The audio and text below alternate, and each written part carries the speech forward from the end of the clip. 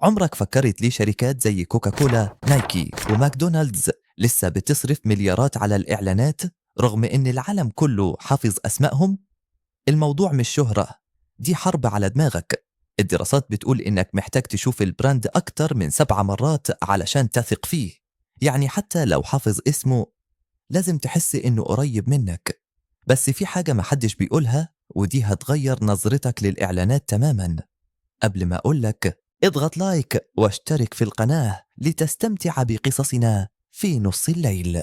والأغرب إن 90% من قرارات الشراء بتتاخد من غير وعيك أصلا.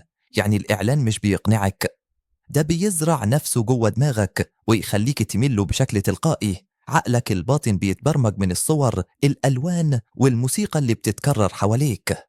يعني ممكن تمشي في السوبر ماركت تلاقي إيدك بتاخد منتج معين وإنت حتى مش فاكر الإعلان، لكن عقلك الباطن فاكر الإعلان كويس.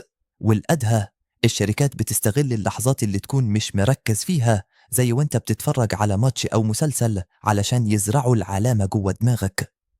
والمفاجأة الأكبر إن في تقنية إعلانية جديدة بدأت الشركات تستخدمها دلوقتي، أخطر بكتير من اللي حكيت لك عنه، وده هقول لك عليها في الجزء الثاني.